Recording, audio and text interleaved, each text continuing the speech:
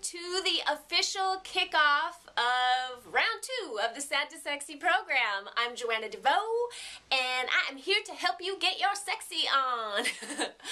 Sad to Sexy! I am really pleased with how the first season or round, I don't know, what should I call it? The first 4 weeks of the Sad to Sexy program was really fun for me and challenging. I originally had 12 weeks of material, and it was a very expensive course, and I just thought, oh my gosh, who is going to want to pay like $400 and spend 12 weeks taking this course? I have to cut it down. So it was hard to do that, but I think I really did get it down to the essence of what I want to say. And if you don't want to take the Sad to Sexy course, I think it's important to get this message across anyway, so I'm just going to tell you what is at the heart of it. The main message that I try to get across with this program is Mother Nature versus man-made. So I say, ask yourself a question, is this, whatever I'm about to eat, is it something that was produced by Mother Nature? Is it something from nature, or was it created in a chem lab or with an industrial strength machine? I think it's sad, pun intended, because I'm trying to take people off the standard American diet, which is sad. It's sad and unfortunate that corporations have taken over our food supply and they control the mainstream media. So we're so misinformed these days about what real health is.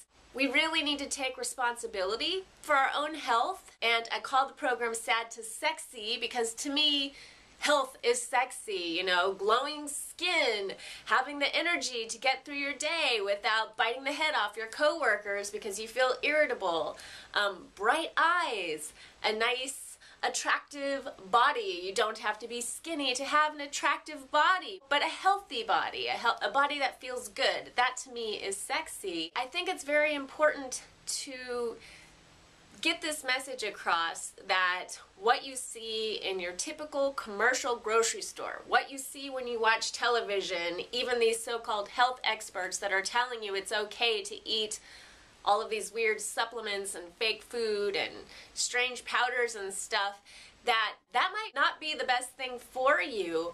I'm not saying that you have to become a raw vegan and eat like fruits and vegetables fresh out of the ground and off the tree, but you should work more whole foods into your life, foods that obviously come into nature, and preferably your entire diet would consist of this.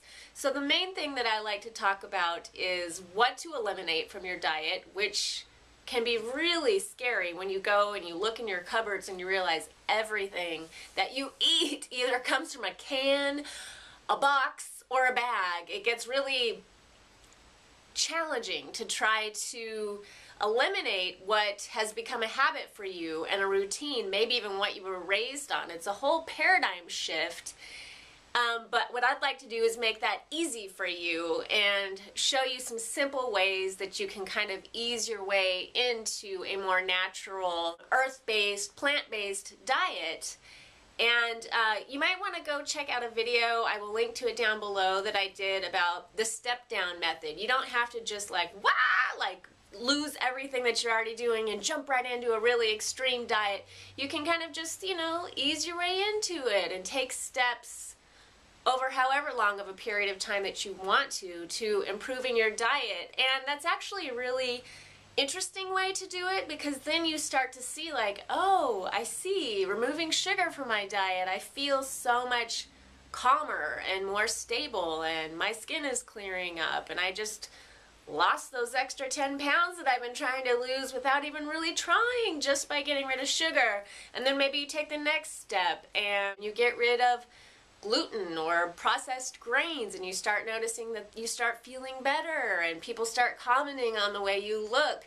it's a process, and I really don't want anybody to feel like they have to make some extreme changes or feel afraid. You can if you want to. You can totally like go 100%, like I'm only going to eat whole foods from now on, but you don't have to. It's just good to inform yourself and then kind of go from there. We've only been eating this weird fake food for 100 years or so, and it really like got going after World War II, and it was so convenient for people that it just kind of took over everything, and it's just so profitable for those corporations that were eating this way.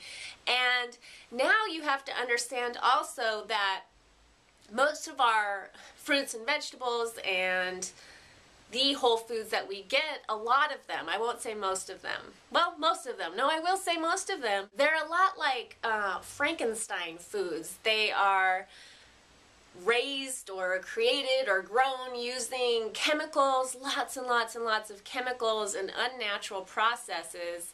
And since the corporations, they have so much money and so much power, they're able to put laws in place and offer incentives to farmers to make sure that farmers, you know, they're almost like wedged into the position of having to use GMO seeds and these different fertilizers and stuff in order just to stay functioning. So it's important, I think, also to support organic, humane farming practices, because these people are being put out of business by some really strange laws that corporate agriculture is exempt from. You know, it's a vote for Mother Nature every single time you support one of these farms, or you grow your own food in your own backyard, which is really exciting too, and I know a lot of people are into urban homesteading these days. I think that's an amazing movement. I think people think that it's too hard, too time-consuming and expensive to try to eat healthy food. It's just so much easier to go through a fast food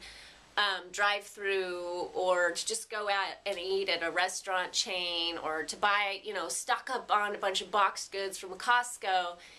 And it might be in the short term, but in the long term, how much are you going to be paying for doctor's visits and meds and hospital trips? Ultimately, it's going to lead up to that. So I think it's sort of like, you know, a play now, pay later mentality that we have. It's really easy just to put your blinders on and eat your Twinkie because it's fast and convenient, and wash it down with a big gulp and be like, it tastes good, it's cheap, it's easy, I can get it on my way to work really fast. But there are consequences to that.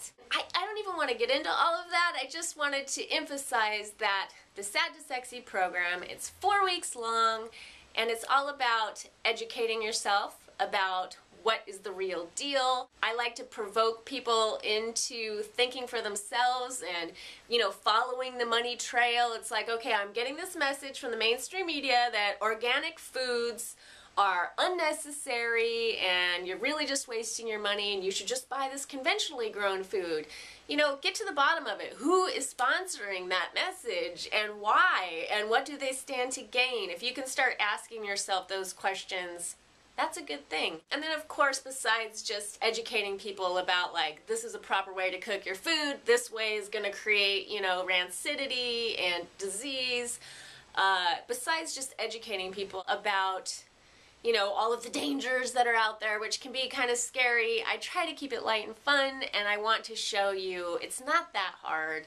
And it sure as heck beats the alternative. Your health is the most important thing you have, and people don't often realize that until they start to lose their health. So it's really a great idea to take some steps, like a vote for yourself. Vote for you! Take the Sad to Sexy course. Or don't. There's lots of people that are putting this message out there.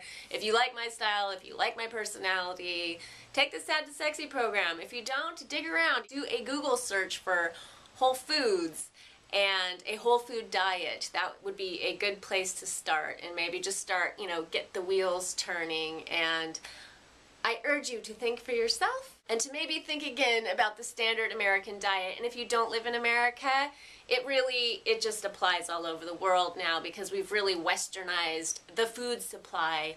So you don't have to be an American to take this course either. Much love. Peace.